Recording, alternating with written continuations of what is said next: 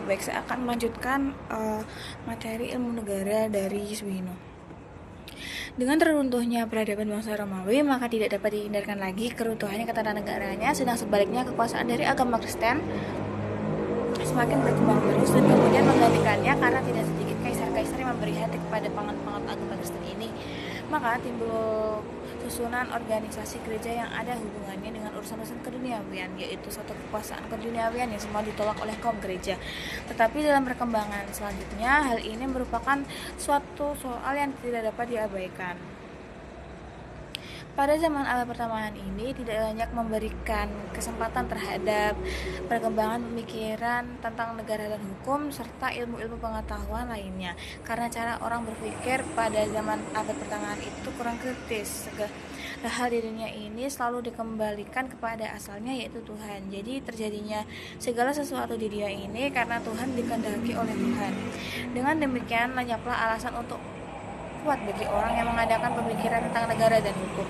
Pemerintah kerajaan memberikan segala sesuatunya di lapangan agama, kesusilaan, dan adat istiadat, asal saja hal itu semua tidak membahayakan kerajaannya, baik secara langsung maupun secara tidak langsung.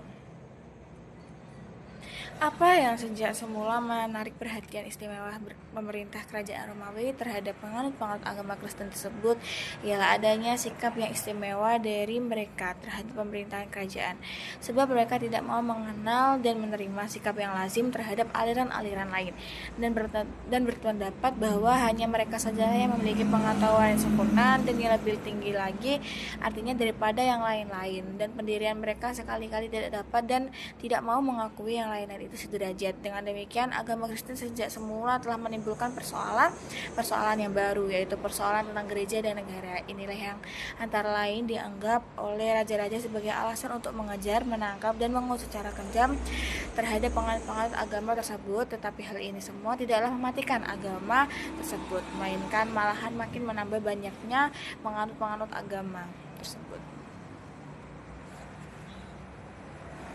Menurut penganut-penganut agama Kristen tadi, tidak ada kekuasaan di dunia ini yang harus ditaati dengan secara patuh, karena pertama-tama yang harus ditaati adalah perintah Tuhan. Perintah penguasa hanya boleh ditaati apabila pemerintah itu tidak bertentangan dengan perintah Tuhan. Suatu aliran yang memperkuat ajaran agama ini ialah aliran skolastik, karena aliran skolastik ini menjelaskan bahwa ilmu itu harus mengabdi kepada agama. Jadi sudah dimulai sejak pada permulaan zaman abad pertengahan, pandangan hidup itu sangat dipengaruhi oleh ajaran-ajaran agama, lebih-lebih setelah agama Kristen ini diakui sebagai agama resmi daripada negara. Dan sebagai akibat negara pengatuan dengan agama Kristen lalu mendirikan suatu organisasi yang kuat, yaitu organisasi gereja dengan dikepalai oleh seorang paus sebagai wakil daripada Tuhan untuk memerintah di dunia. Sebagai akibat lebih lanjut ialah orang juga memeluk agama Kristen itu sendiri tidak mempunyai kebebasan berpikir, oleh karena segala-galanya harus tunduk kepada pemerintah Tuhan. Dan kalau ada perintah-perintah Tuhan yang tidak terang, yang boleh menafsirkan hanyalah pemimpin-pemimpin gereja, khususnya paus.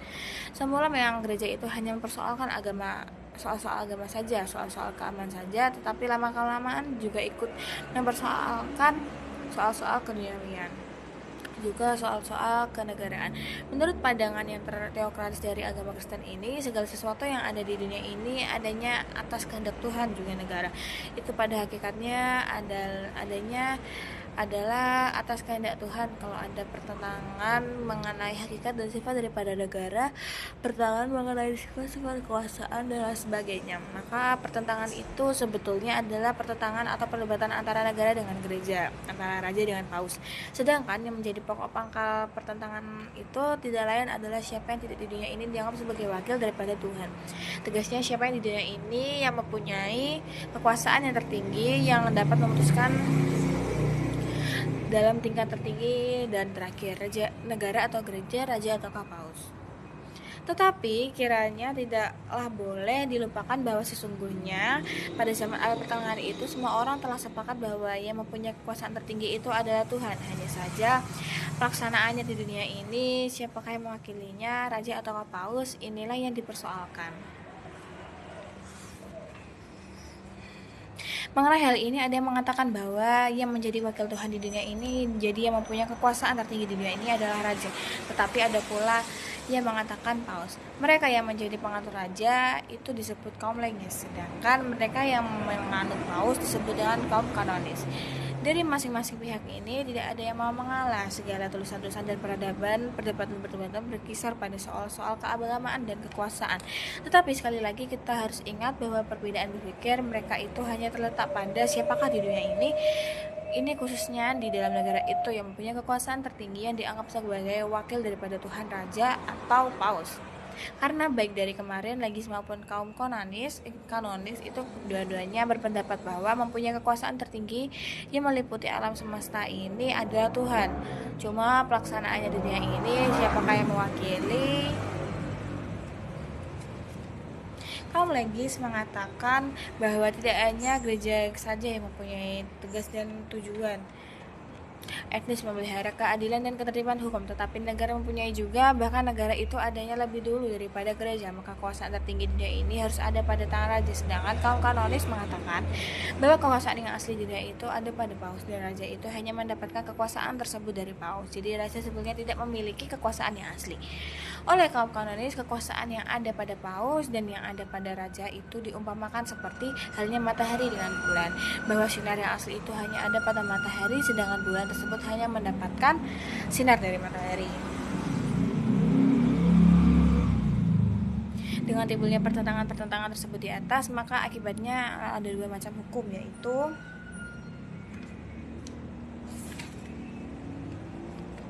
satu, hukum yang mengatur soal-soal kenegaraan atau keduniawian. Dua, hukum yang mengatur soal-soal keagamaan atau kerohanian. Dengan demikian juga terdapat dua macam kodifikasi hukum, yaitu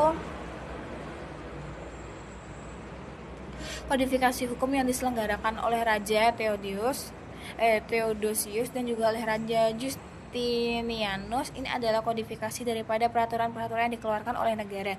Kodifikasi ini disebut dengan Corpus Juris. Dua, kodifikasi yang diselenggarakan oleh Paus Innocentius. Ini adalah kodifikasi daripada peraturan-peraturan yang dikeluarkan oleh gereja. Kodifikasi ini disebut dengan Corpus Juris Canonici.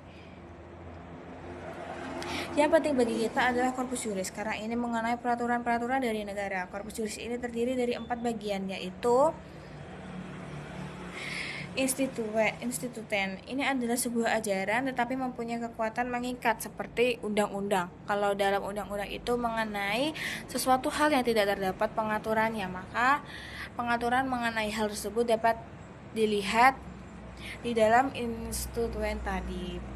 Pandekten ini sebetulnya hanya merupakan penafsiran saja dari para sarjana. Terdapat sesuatu peraturan. 3, kodeks. Ini adalah peraturan-peraturan atau undang-undang yang ditetapkan oleh raja. 4, novellen. Ini adalah tambahan-tambahan daripada sesuatu peraturan atau undang-undang besar, yaitu Plato, Aristoteles, Stoa, dan Epicurus. Maka kalau dulu filsafat dari bangsa Yunani telah menghasilkan 4 aliran, timbul pertentangan yang banyak itu. Lahirlah suatu aliran yang menggabungkan ajaran-ajaran berikan itu menjadi satu ajaran baru atau yang disebut dengan eklektikisme. Setelah itu kemudian lahirlah aliran Neoplatonisme yang dipelopori oleh Plotinus yang hidup pada tahun 205 sampai 270 ajaran sebelum Masehi. Ajaran ini, Plotinus ini merupakan jembatan peralihan dari filsafat Yunani ke alam pemikiran demokratis atau Kristen pada zaman abad pertengahan. Bagi Plotinus, Tuhan itu hanya hakikat satu-satunya yang paling luhur, daripada terbit segala-segalanya tidak dapat diterangkan dengan kata-kata. Di samping unsur ketuhanan ini, ada tata susila dari Plato yang mengajarkan bahwa orang itu harus berusaha meningkatkan ilmunya sampai pada ilmu pengetahuan murid, dengan melepaskan semua ikatan panca indera. Kita harus berikhtiar melihat kepada Tuhan, yang mana tidak didapat dengan pikiran saja, melainkan harus dengan ekstase atau bermedi. Menjadi perintis jalan berbagi Kristen adalah ahli pemikir kelas yang besar terakhir yang ajarannya suka dipahami oleh rakyat, sebagaimana pemikir-pemikir yang dahulu. Tempat di mana filsafat Yunani agama Kristen itu adalah di Alexandria, atau kota tempat lahirnya Neoplatonisme. Terus Adapun yang menciptakan garis besarnya dalam pikiran zaman pertengahan dari alam pikir Kristen adalah Agustinus, sehingga dengan demikian Agustinus merupakan jembatan antara dua masa dalam sejarah, yaitu zaman abad pertengahan dengan masa-masa sebelumnya.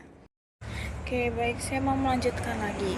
Dengan demikian, ajaran-ajaran kenegaraan, pemikir tentang negara dan hukum pada zaman abad pertengahan ini bersifat ketuhanan, bersifat teokratis. Untuk jelasnya sekali lagi bahwa teori teokrasi ini berkembang pada zaman abad pertengahan, dan yang dimaksud abad pertengahan ini adalah zaman sesudah jatuhnya kerajaan Romawi Barat pada abad ke-5 atau tahun 476 sampai abad ke-15 atau tahun 1453, tahun jatuhnya kerajaan Romawi Timur atau sampai zaman Renaissance. Teori teokrasi ini dalam perkembangannya pada abad pertengahannya mempunyai hubungan yang erat dengan perkembangan agama yang baru timbul pada saat itu, ialah agama Kristen.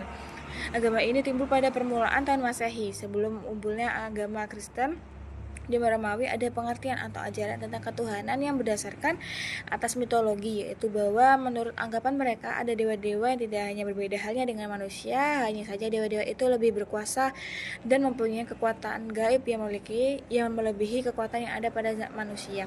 Jadi kepercayaan yang dianut oleh bangsa Romawi pada zaman itu ada panteisme atau percaya pada banyak dewa. Oleh karena itu tidaklah mengherankan kalau kemudian timbul agama yang mengajarkan kita adanya satu Tuhan, yaitu agama Kristen. Mula-mula agama ini merupakan agama yang terlarang, penganut-penganutnya selalu dikejar-kejar, kemudian dibuang atau dibunuh. Oleh karena itu semua agama tersebut dianut dan dilakukan dengan secara diam-diam. Apa sebab agama ini semua dilarang? Sebab ialah bahwa seperti telah dikatakan di atas, agama Kristen itu mengajarkan adanya kepercayaan pada suatu Tuhan. Ini adalah bertentangan dengan kepercayaan yang dianut oleh bangsa Romawi pada itu, yaitu panteisme. Juga agama ini semula mengajarkan pandangan hidup yang mengancam kekuasaan serta kewibawaan raja. Misalnya orang tidak perlu menaati peraturan negara yang bertentangan dengan keyakinannya, lebih-lebih kalau peraturan negara itu bertentangan dengan ajaran-ajaran agama. Akan karena berkat ketabahan dan keuletan daripada penganutnya, lama-kelamaan agama ini tidak mati atau musnah, melainkan malahan mendapatkan lingkungan hidup yang makin meluas, dan akhirnya malahan dianut oleh pejabat-pejabat negara dan kemudian diakui oleh negara sebagai negara agama resmi daripada negara. Kaisar-kaisar kemudian memberikan perhatiannya kepada kaum Kristen ini. Kaisar Commodus yang hidup pada tahun 180-192 adalah yang pertama-tama menerima agama Kristen dan memperbolehkan para penganutnya berada di sekitarnya. Setelah agama Kristen ini diterima sebagai agama resmi daripada negara, kemudian tumbuhlah suatu susunan gereja sebagai bentuk organisasi daripada agama tersebut, yang ada hubungannya dengan soal-soal keduniawian dan kenegaraan. Suatu kekuasaan yang semula ditolak sama sekali oleh gereja, karena semula gereja hanya berkecimpung dalam soal-soal agamaan saja. Akan tetapi yang lambat laun soal-soal keduniawian dan kenegaraan itu dalam perkembangannya agama selanjutnya merupakan suatu hal yang tidak dapat diabaikan. Susunan organisasi gereja tersebut dipimpin oleh seorang paus. Organ-organnya merupakan organ-organ organisasi negara yang dipimpin oleh raja. Mulai saat itulah sesungguhnya timbul pokok persoalan, pokok pembicaraan daripada sarjana pada zaman abad pertengahan, para sarjana teokratis. Apakah pokok persoalan atau pokok pembicaraan tersebut tidak lain ini adalah sebagai yang telah disebutkan di atas, yaitu siapakah di dunia ini yang menganggap sebagai wakil daripada Tuhan. Jadi yang memegang kekuasaan tertinggi, raja ataukah paus, dengan kata-kata lain. Bagaimana perkembangan kedudukan serta kekuasaan negara dengan gereja itu? Siapakah di antara kedua organisasi ini yang memegang kekuasaan tertinggi? Oleh karena itu di antara kedua organisasi ini selalu timbul persoalan-persoalan dan pertentangan-pertentangan saja. Tetapi mengapa soal ini dibicarakan telah terjawab di atas, yaitu dengan terbentuknya susunan organisasi gereja, organ-organ sama dengan organ-organ susunan organisasi negara. Maka di dunia ini terlalu terdapat dua organisasi kekuasaan, yaitu satu organisasi yang dikepalai oleh seorang raja, dua organisasi gereja yang dikepalai oleh seorang paus. Padahal kedua organisasi kekuasaan tersebut mempunyai subjek yang sama, yaitu manusia. Maka kalau tadi dikatakan bahwa di antara kedua organisasi kekuasaan itu selalu timbul pertentangan Pertentangan itu adalah pertentangan mengenai kekuasaan antara negara dengan gereja terhadap subjeknya. Tegasnya, siapakah yang mempunyai kekuasaan tertinggi di dunia ini terhadap subjeknya, yaitu manusia tadi. Pertentangan ini terjadi misalnya kalau pada suatu saat kedua organisasi itu mengeluarkan peraturan yang saling bertentangan. Pada kedua peraturan yang dikeluarkan oleh dua organisasi tadi mengatur hal yang sama, misalnya tentang perkawinan, pewarisan, dan sebagainya. Maka peraturan yang manakah yang harus ditaati oleh para subjeknya tadi? Inilah yang selalu menimbulkan kebingungan. Padahal pada waktu itu organisasi gereja betul-betul mempunyai alat-alat perlengkapan seperti yang dimiliki oleh organisasi negara, misalnya badan perundang-undangan, pengadilan, keuangan, dan sebagainya. Dan masing-masing peraturan tadi baik dari negara maupun dari gereja itu mempunyai sifat yang mengikat yang boleh dikatakan sarma, dan bila tidak ditaati dapat menimbulkan sanksi-sanksi tertentu. Soal inilah nanti yang akan dibicarakan oleh para sarjana pada zaman abad pertengahan untuk mendapatkan pemecahannya. Tetapi sebelumnya membicarakan ajaran-ajaran dari para sarjana tersebut, baiklah diketahui terlebih dahulu bahwa zaman abad pertengahan yang berkembang selama lebih kurang 10 abad itu, yaitu dari abad ke-5 sampai dengan abad ke-15, sesungguhnya terbagi dalam dua masa, dua zaman. Pembagiannya tersebut ditandai dengan adanya atau terjadinya peristiwa besar, yaitu perang salib. Kedua zaman tersebut ialah satu zaman abad pertengahan sebelum perang salib. Abad ke-5 sampai abad ke-12, yang kedua zaman abad pertengahan sesudah perang salib, abad ke-12 sampai abad ke-15. Dalam kedua zaman ini terdapat ajaran-ajaran tentang negara dan hukum yang saling berbeda. Pada zaman abad pertengahan sebelum perang salib, ajaran-ajaran tentang negara dan hukum yang ada sifatnya adalah sangat teokratis. Segala sesuatu didasarkan atas kehendak Tuhan. Hal ini terjadi karena dengan diakuinya agama Kristen yang tadi sebagai agama resmi daripada negara, orang atau warga negara sangat patuh terhadap ajaran-ajaran agama tanpa ada persoalan apa-apa.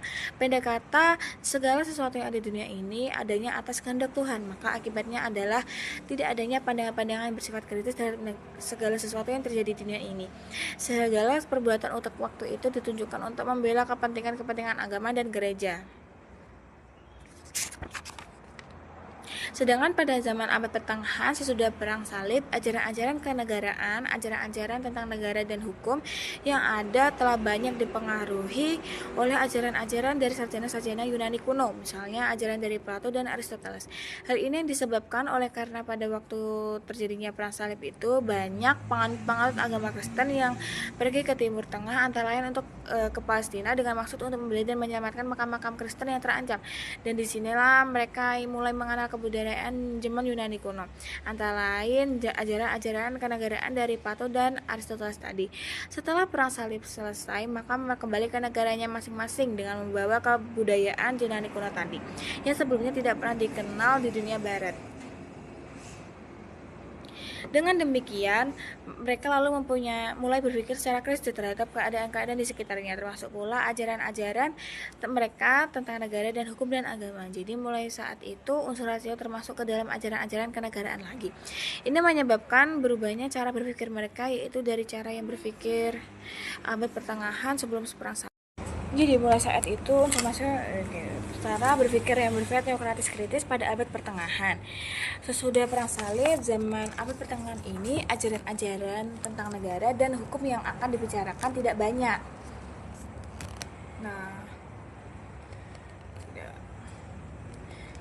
Dari zaman abad ke-5 sampai abad ke-12 adalah ajaran dari Agustinus dan Thomas Aquinas. Sedang dari zaman abad pertengahan bagian kedua, zaman abad pertengahan sesudah perang salib, dari abad ke-12 sampai dengan abad ke-15 adalah ajaran-ajaran dari Marsilius. 1. Agustinus hidup pada tahun 344 sampai 430. Ia adalah seorang Kristen. Di dalam bukunya Pengakuan ia terus menulis riwayat hidupnya sendiri. Di dalam buku itu dikatakan bahwa ia hidup dalam keadaan dualisme. Maksudnya ia mengalami masa peralihan dari peradaban yang satu ke peradaban yang lain. Pada waktu hidupnya ia mengalami masa kebobrokan masyarakat yang disebabkan banyaknya pertentangan-pertentangan yang timbul, terutama pertentangan antara lain orang-orang yang menganut agama Kristen dengan orang-orang yang tidak beragama, antara kepercayaan adanya satu Tuhan yang Maha Agung dengan penyembahan kepada berhala. Lagi pula hanya adanya peristiwa di balik titik tersebut, yaitu raja dari anggota barat yang bernama Alaric mengepung kota Roma, kemudian menyerbu dan mengadakan perampasan terhadap peristiwa ini mendapat orang sebagai perlainan. Sementara orang berpendapat bahwa Alaric dari adalah menganut agama Kristen. Peristiwa tersebut berarti suatu kemenangan agama Kristen atas penyembahan berhala. Jadi suatu hukuman terhadap orang-orang mengadakan berhala. Oke, baik. Saya melanjutkan yang tadi yang sempat tertunda.